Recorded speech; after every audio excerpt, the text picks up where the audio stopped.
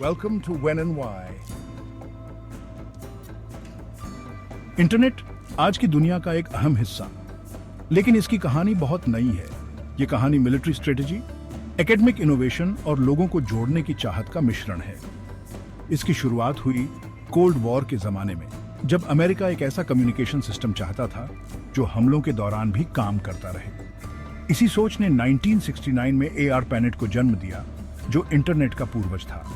ARPANET को research institutions और military base को जोड़ने के लिए बनाया गया था, ताकि वो जानकारी और संसाधन आसानी से शेयर कर सके। शुरुआती नेटवर्क बहुत छोटा था, जो अमेरिका में सिर्फ कुछ ही जगहों को जोड़ता था, लेकिन इसने अपनी उपयोगिता जल्दी ही साबित कर दी। इसने पैकेट स्विचिंग की ताकत दिखाई, एक ऐसी तकनीक जिसने डेटा को छोटे छोटे पैकेट्स में तोड़कर नेटवर्क पर अलग अलग भेजा।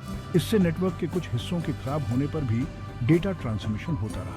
जैसे जैसे ARPANET बढ़ा, वैसे वैसे इसके भविष्य के सपने भी बढ़ाते गए। रिसर्चर्स और इंजीनियर्स ने इसे सिर्फ संस्थानों को ही नहीं, बल्कि हर किसी को जोड़ने के एक माध्यम के रूप में देखा।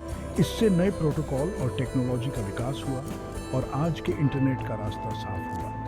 ARPANET से इंटरनेट का परिवर्तन धीरे धीरे हुआ और 1980 के दशक में TCP/IP को स्टैंडर्ड कम्युनिकेशन प्रोटोकॉल के रूप में अपनाया गया।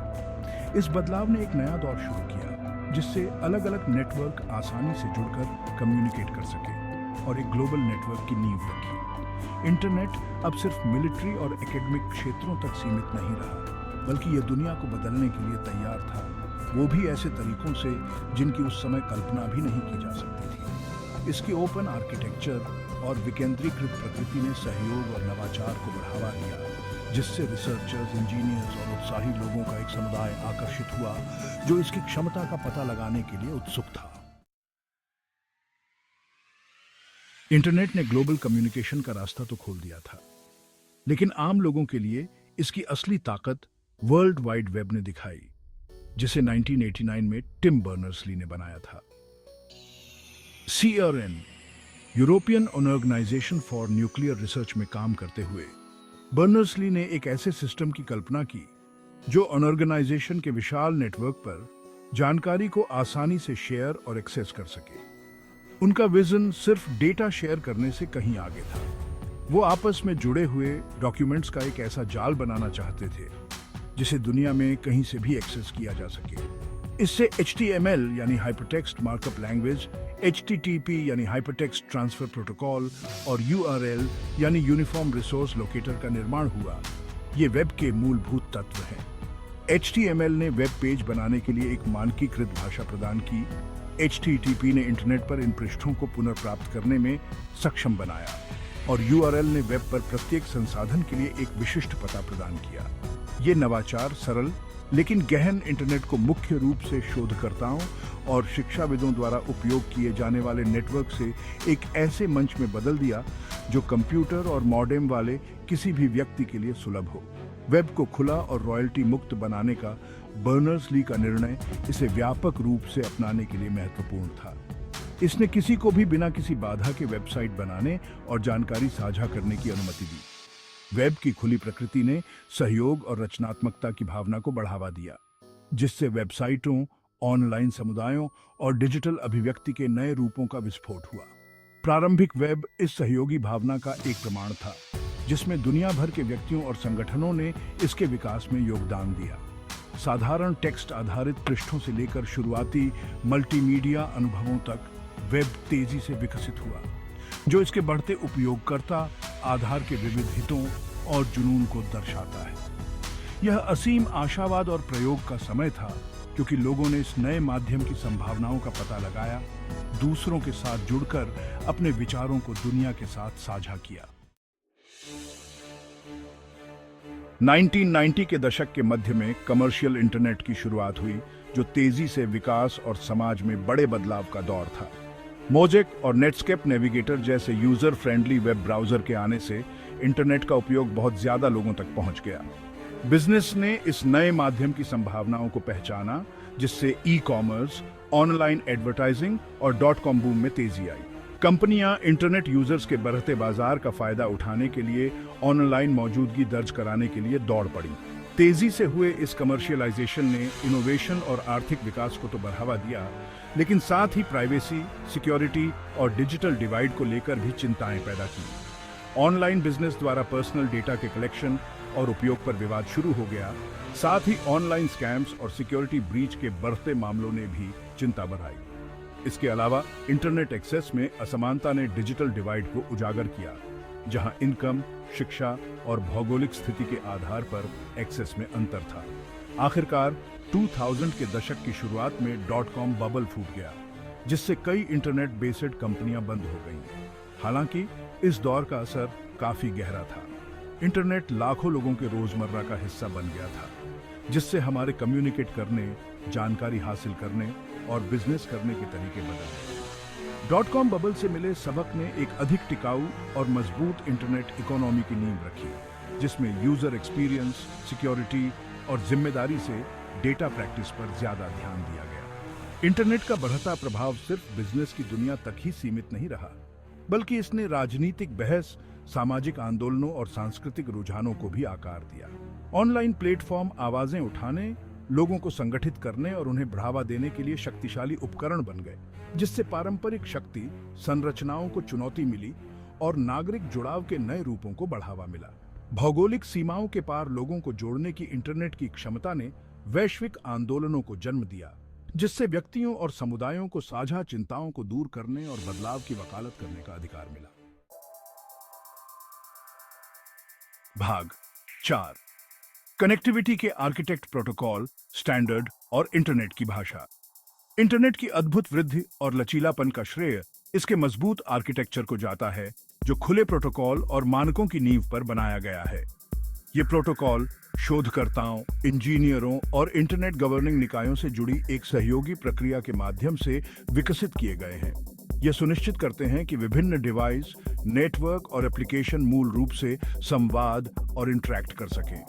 वे डेटा ट्रांसमिशन के लिए नियमों को परिभाषित करते हैं, यह सुनिश्चित करते हुए कि इंटरनेट के विशाल विस्तार में जानकारी को सही ढंग से पैक, संबोधित और रूट किया गया है। सबसे महत्वपूर्ण प्रोटोकॉल में से एक TCP/IP है, जो इंटरनेट की रीढ़ की हड्डी बनाता है।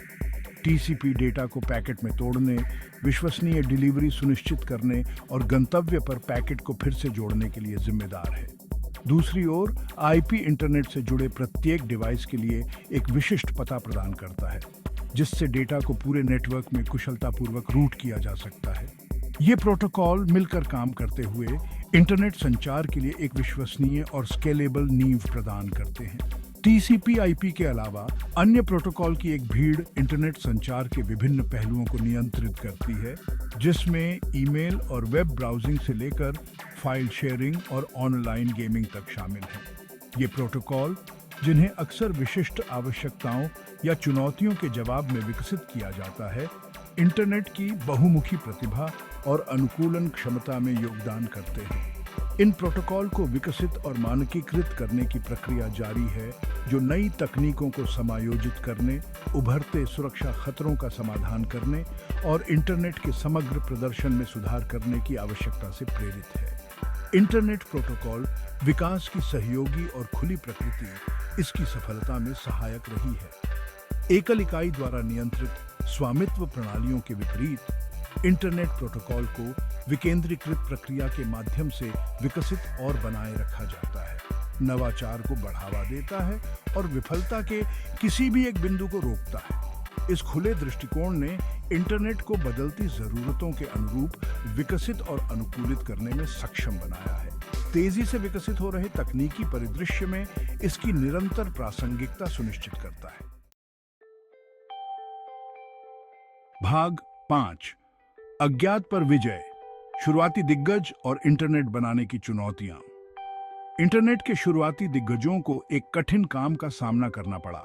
बिना किसी ब्लूप्रिंट या इसके भविष्य के निहितार्थों की स्पष्ट समझ के जमीन से एक वैश्विक संचार नेटवर्क का निर्माण।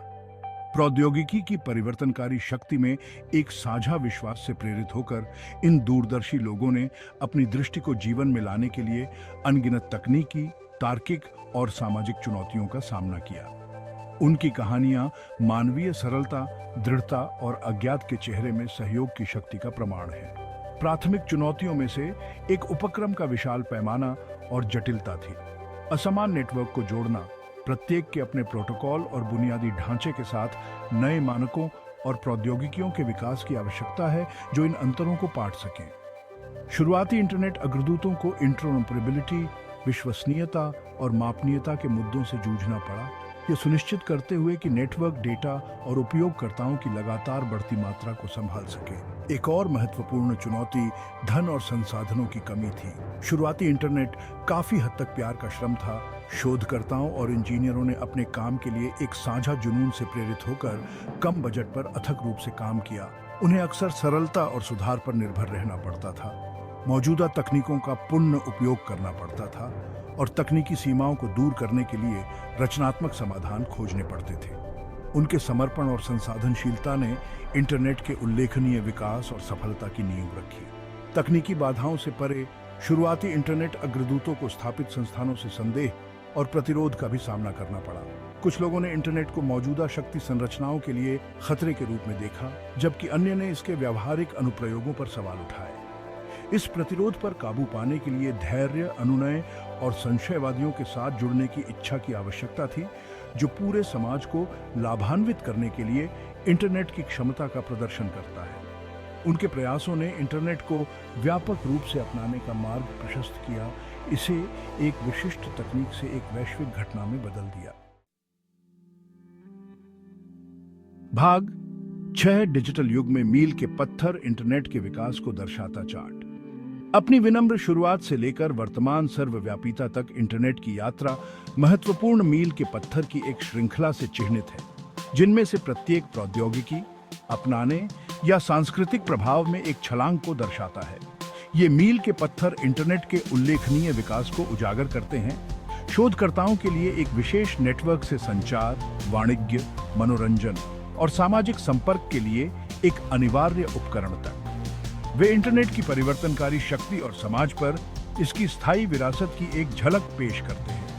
1959 में ARPANET के शुभारंभ ने इंटरनेट के जन्म को चिह्नित किया, जो पैकेट स्विचिंग पर आधारित एक वैश्विक नेटवर्क की नींव स्थापित करता है। 1980 के दशक की शुरुआत में मानक संचार प्रोटोकॉल के रूप में TCP/IP को अपनाने से विभिन्न नेटवर्क को मूल रूप से इंटरकनेक्ट करने का मार्ग प्रशस्त हुआ, जिससे वास्तव में वैश्विक इंटरनेट के लिए नींव पड़ी। 1989 में टिम बर्नर्स-ली द्वारा वर्ल्ड वाइड वेब के आविष्कार ने जनता के लिए इंटरनेट की क्षमता को उजागर किया, जिससे जानकारी तक पहुंचने और साझा करने के लिए एक उपयोगकर्ता के अनुकूल इंटरफेस प्रदान किया गया। 1990 के दशक के मध्य में इंटरनेट के व्यावसायीकरण से ऑनलाइन व्यवसायों, ई-कॉमर्स और .com बूम का विस्फोट हुआ, जिससे इंटरनेट एक शक्तिशाली आर्थिक शक्ति में बदल गया। 2000 के दशक की शुरुआत में सोशल मीडिया प्लेटफॉर्म के उदय ने हमारे जुड़ने, जानकारी साझा करने और समाचारों का उपभोग करने के तरीके में क्रांति ला दी, जिससे सामाजिक संपर्क और सांस्कृतिक रुझानों को आकार मिला।